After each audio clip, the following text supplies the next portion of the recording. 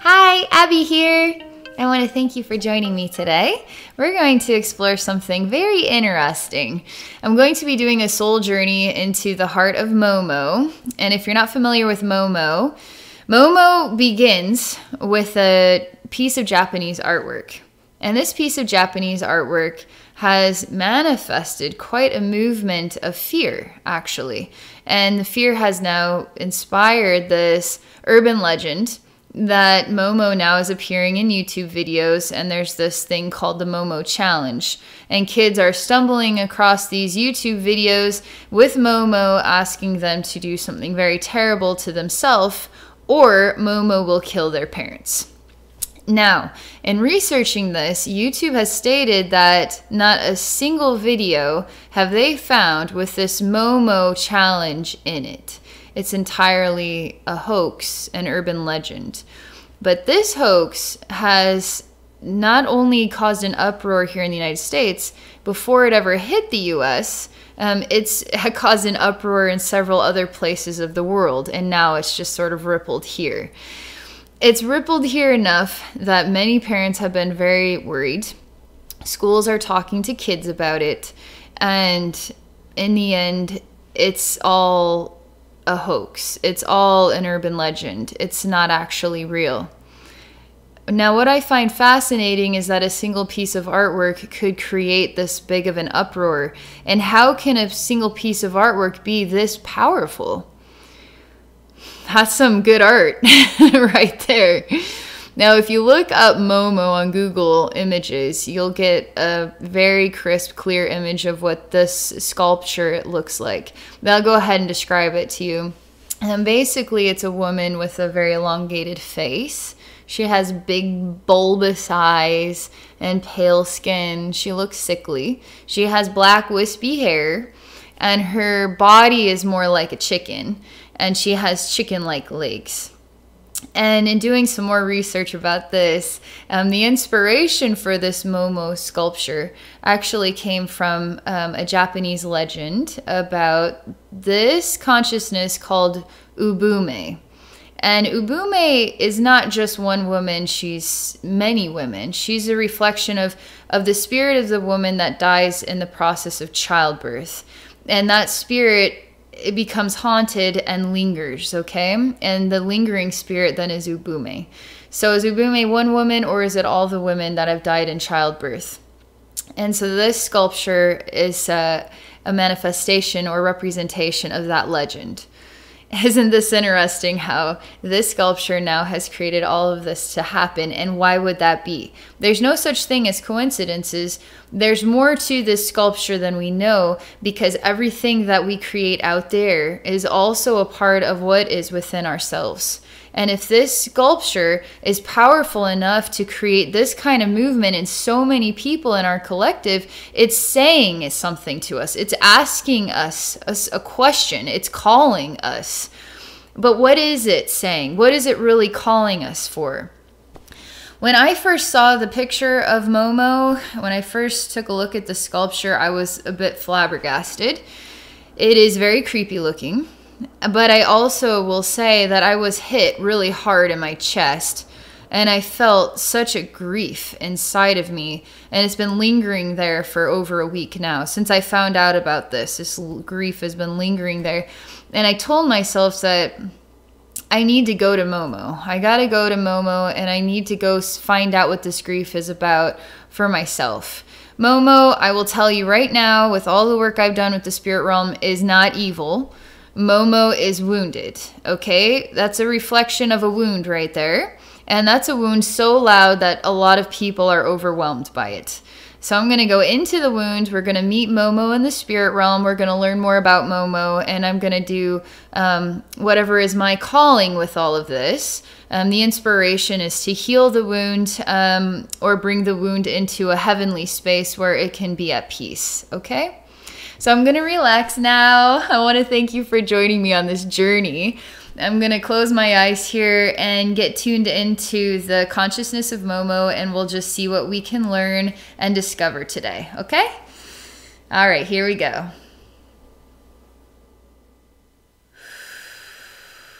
It's a pretty dense, and I mean dense energy. It's unbelievably heavy. It's so heavy, it's hard to breathe. It feels like the earth is upon my back, but it's upon my heart. It's upon my mind. I feel like the weight of the world is upon me and I can't breathe. I'm not coming across anything evil. I'm coming across something extremely heavy, and the burden of that heaviness and how that makes this emanation feel. I'm just going to continue to move inward so we can learn more. The deeper we go, the more we can learn.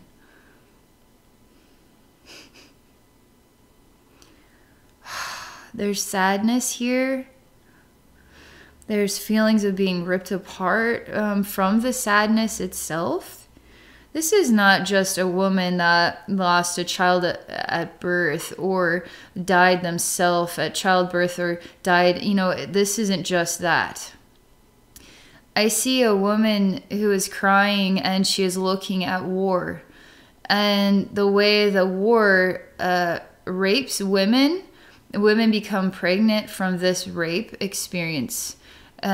Or pregnant women are murdered, or newborn babies are slaughtered along with the mothers. So this woman is crying at what she sees as it relates to the treatment of women. I'm telling you, this is so hard to process this vibrationally because the suffering is so great. And it's the suffering of women. And it really pertains to war and the way war treats women and the injustice of women and newborn babies in war. It keeps saying this. And this emanation says that its purpose was not to create an intimidation, to create a scare, to create a fear of some sort of sick joke. Has nothing to do with that. Nothing to do with that. And she shows me the difference between what is her meaning and what her values are, what her morals are, what the weight she carries within her heart that she's not able to reconcile, and the types of manipulative energies that we're laughing as this uproar ripples across planet Earth and creates so much fear in so many people, and it's just a funny, sick joke. And they have no relationship to the well treatment of women or children. They don't care about women or children. And she's showing me the difference between her reflection and where she stands, and what actually manifested that ripple, where that comes from, is just what is like a bunch of laughing crows. They thought it was a really funny joke. They're actually quite proud of themselves. But her story is not reconciled yet. Her story is not complete, and it comes from a place of true honesty and depth. This was just a joke, but she isn't a joke. She's serious. And in this influence that came through this artwork is the suffering, is a reflection of her suffering. And what her value and care is related to this issue.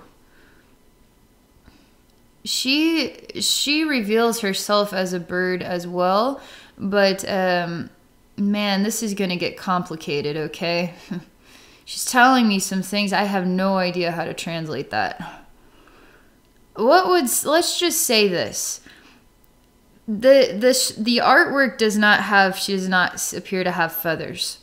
But we could explain it as every one of her bird feathers. She sort of gives the gift of her essence in order to help the souls of suffering women and children in war. In a way, she sort of carries their spirit to the other side. Would be more what she is aligned with. It's not dark or twisted, it's grief. All right? And it's an emanation that cares so much that it's on this level. But I will say, She needs healing because she doesn't need to carry the burden anymore. She never did need to carry the burden, and she really needs to let go. She's much bigger than just what would be defined as one soul. I mean, it feels like a bird with many feathers, with many souls that are connected to the one bird. And many women and children that have cried out in the process of the suffering, and their voices were never heard, and the suffering continues, and the bird develops even more feathers, and the feathers just multiply and multiply and multiply. This is not just, I mean, she's a collective of her own kind. So there's like a godhead, I guess you could define it as, in relation to this phenomenon. This phenomenon then has many, many, many, many aspects of itself, many other frequencies that are blending in together as one essence, okay? One reflective meaning. So they're all together, and that would explain what the density is. I mean, I feel like the density is way too great for one soul. It has to be a collective of souls carrying this because it's just way too great for one soul. I'm going to ask her what I can do to help her. And she's reminding me of something that I learned when I was doing this background on it, that the artist actually has put to death, laid to rest, this artwork of Momo. So Momo doesn't actually exist anymore. It's not a piece of artwork. It's been let go of. So Momo isn't even here as a physical representation through the artwork. It doesn't even exist. Because after this uproar, the artist just felt that it was time to move on. That was not the purpose of the artwork. Okay, this is going to be really hard.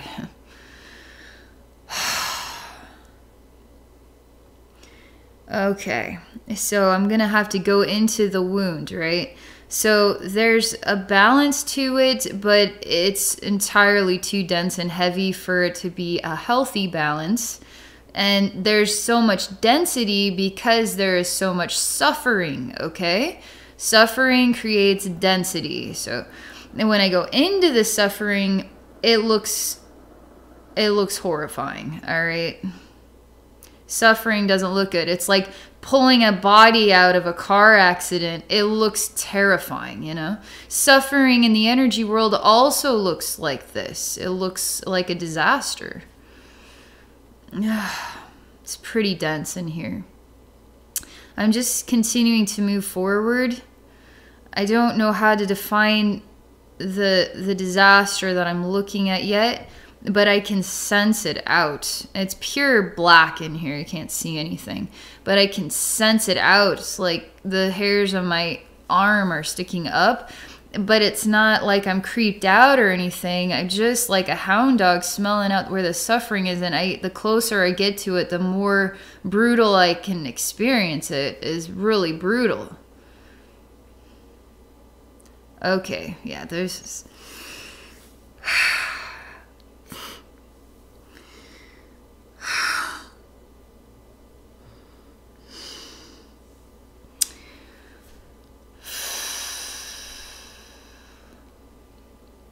Alright, so I'm just going to look at this one emanation here. It's basically a woman, and she's covered in like a black tar, and her legs and arms have been ripped off of her body. Her head and her torso are still there, and she's kind of laying in a pool of darkness. She can't breathe, and she's been ripped apart. That's what she is, ripped apart. And I come to her as an angel, and I tell her that her suffering is complete. She can't quite hear me yet. She can't see me.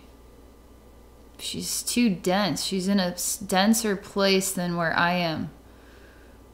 Let me see if I can alter my vibration so she can have more awareness of me.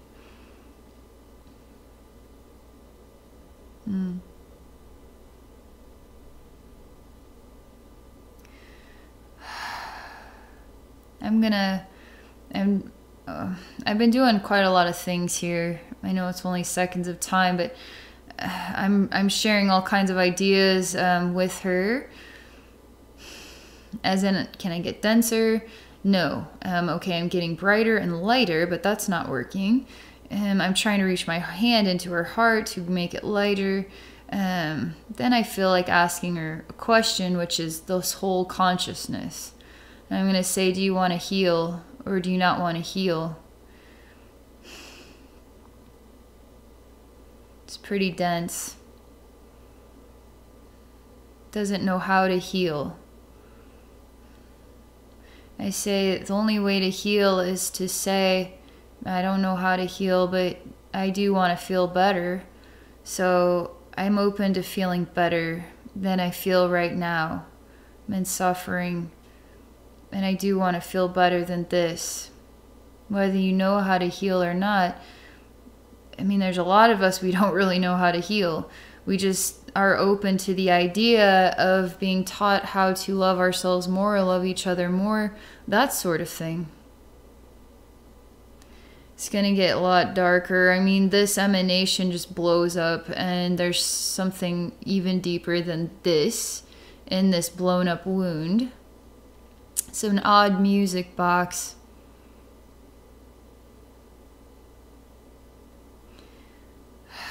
I'm going to go into what's beneath the surface of the music box. It's just a pulpy looking, dark tar looking, blown up body here right now. So I'm just going to go deeper.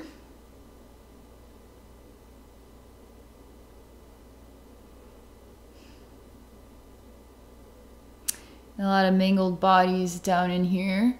What could be like a meat locker of bodies hanging up, but they're not hung up on hooks or anything. They're just kind of like... there's lots of bodies upon bodies upon bodies upon bodies, and there's roots that are growing through the bodies, and then all the bodies are stuck together, and there's like thousands of bodies down here. I mean, it's thousands and thousands and thousands of bodies just thrown into a grave together, and all the roots just tied them all together, and this was never reconciled ever. This was never ever reconciled. This could have been what would be a horrifying massacre of a war, and everybody is wiped out. Everybody. And this could have been a decent sized town or village, you know.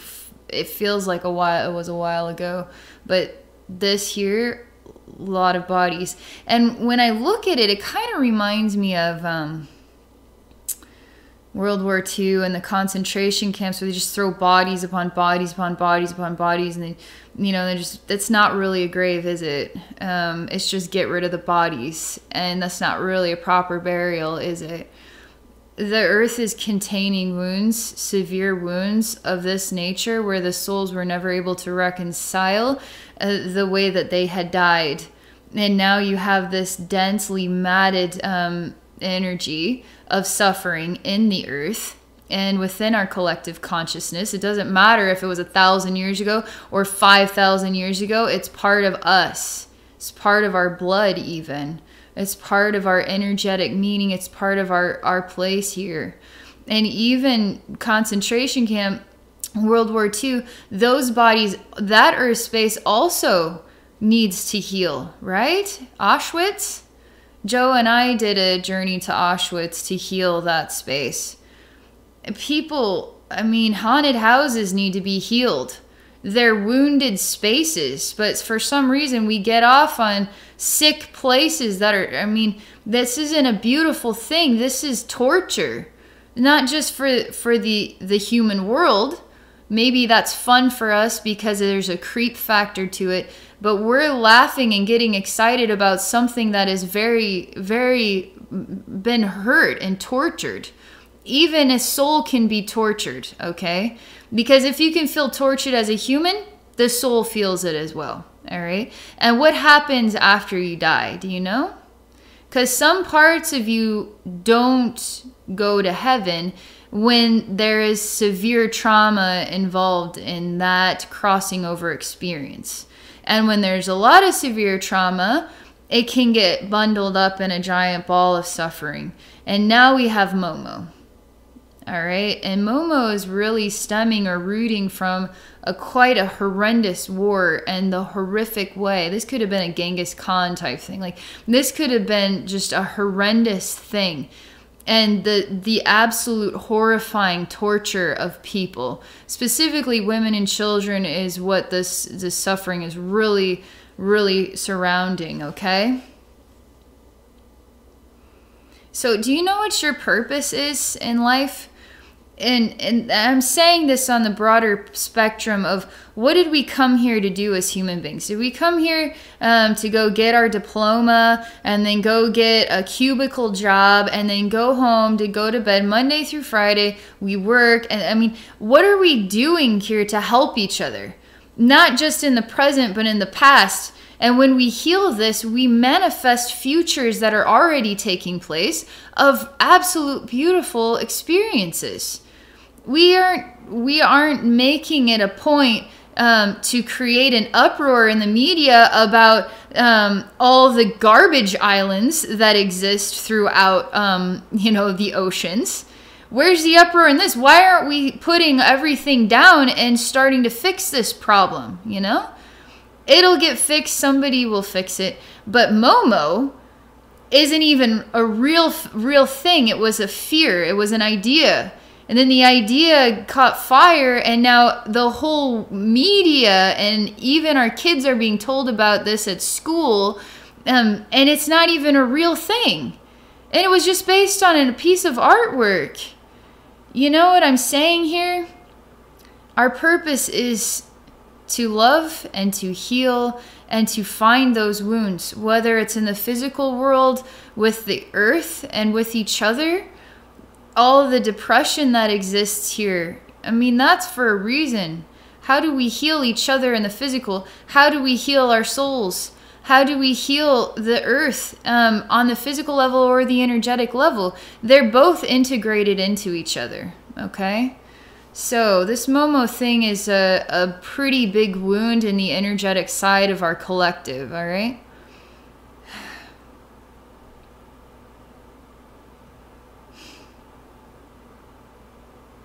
I actually go to the artwork itself. And this artwork has not died in my heart, because that's kind of a reflection of why, of what this is about. Even the artwork itself is ugly, because what it represents was an ugly thing. And we'll just throw it away. But it didn't have a proper burial. Not even the artwork has a proper burial. So there's no such thing as a coincidence. So I'm bringing back the energetic version of the artwork, and I'm gazing into the eyes, and I'm telling it that you are beautiful and you are set free. There's nothing else you need to do. And I'm holding her as though she is a representation of something so much more beautiful than she feels. And remember, she is a collective of women and babies.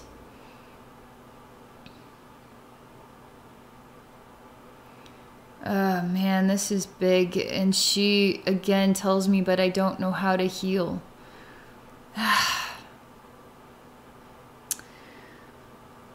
She shows me one woman, and she's pregnant, and she has, thousands of babies within her. And there's all these awful birds flying around. This also has something to do with, I'm not convinced this is just Japanese. This also has something to do with, in China.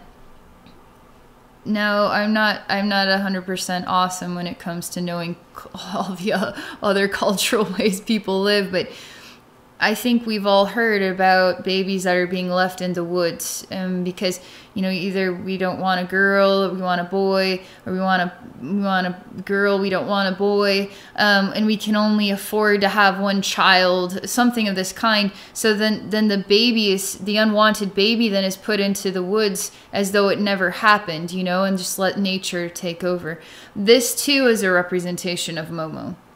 because this is the babies in suffering. So it seems to be latching onto anything that has to do with women and children in suffering. But this is really stemming from Asian energy, all right? There's an Asian feel to it, for sure.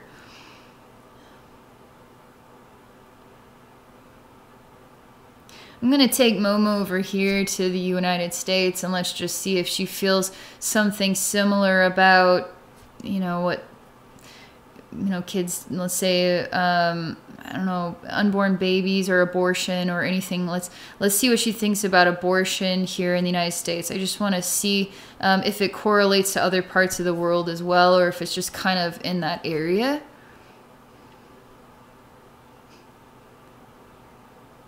I'm showing her literally the process of the baby is created, life exists. Now we want to get rid of that life, so we're going to go through the process of abortion. I'm just showing her this, and I want to see how she reacts to it. She asked me if the mother is choosing to release the baby from within her. And I say, it's a choice, yes. Say it's a choice to put a baby in the middle of a forest too, don't you think?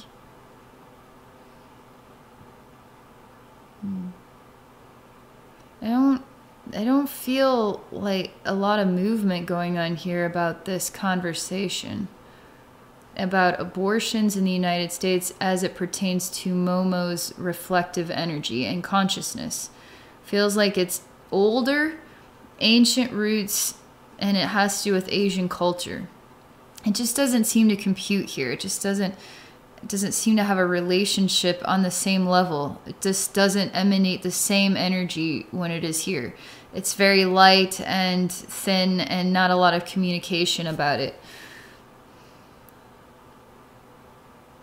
When I bring it back to that side of the world, it feels like the energy gets really, really, really, really intense. Like, we're getting warmer, we're getting warmer. Oh my God, we're really hot. But then I bring it over to the United States, like, it just doesn't like really stick here, you know?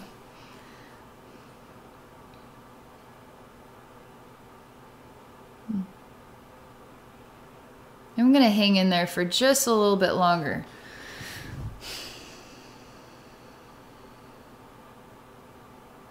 I'm gonna take her as the one bird reflection, and I'm gonna take her from what is now a new scene of many skeletons all across a very great field, and everybody is dead. I mean, it just says everybody is dead. And this doesn't pertain to necessarily women or children. It just says everybody is dead, and there's lots of skeletons. So I'm just picking her up, and I'm just going to take her up to heaven, okay? And let's just see what happens here. I'm going to take her to Archangel Michael, Archangel Metatron. It just feels like the right angels. Okay, Archangel Michael is actually caressing the face and the hair, and he cries. And he takes this Momo and he places her within his heart. And I see Archangel Metatron sort of honoring my presence here, but it feels like a Michael type thing. So Michael is flying upward right now. And as he flies up, I see thousands of strands of dark energy connected to what he's placed in his heart, and it's all thinning out and disconnecting. And Momo's now being taken to heaven in Archangel Michael's heart. And what I see is that ground we were standing on where everybody was dead. The earth is full of darkness here. And Metatron and I are just looking at it right now. And Archangel Metatron says, what can we do to heal the darkness within our earth? Do you know what we can do to heal it? What can we do to heal the darkness within each other? Because it's not just in our planet, it's within us too. I say, well, I think we could all say that we could start by planting a seed in order to heal the darkness in the earth. We could start by planting a seed. We could start by planting a garden and start by creating a sanctuary, but not just in one location. We could create a sanctuary of Mother Earth energy, beauty, all over the world. And it could be in honor and reverence of every single soul that has ever visited and experienced planet Earth. And we could do this not as a cemetery to remember, but as a gift of reverence to every soul who's ever lived. And we could create this garden of beauty for Momo. And we could create this garden of beauty for you and for me and for the souls we don't even know what they've been through. And the souls from the concentration camps and everywhere. Souls all over the place. And it doesn't matter what, if they're Islamic or they're Christian or they're whatever. It doesn't matter, because all souls matter, right? Because love matters. And love doesn't have boundaries. And we could just simply care about each other. And Archangel Metatron shows me how this inspiration to plant this garden, not just in one spot, but all over the earth, is also going to heal the darkness within us, because it's a reminder of what it is to be human. It's a reminder of our connection with the earth, and the beauty that we truly want to experience here isn't just out there, but it's within ourselves. We want to experience this beauty within ourselves too.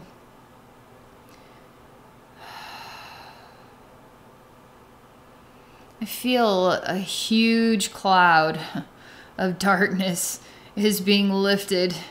I mean, unbelievably huge. All that insane density, I can actually start to breathe again. I don't feel like my neck is spasming with tightness and density. I actually feel like I can breathe again. And it's because Momo finally had a proper burial. You know what's interesting about this Momo thing? My grandma's name is Momo. And Momo is spelled M-O-M-O. And Momo is also spelled M-O-M-O. Isn't that interesting?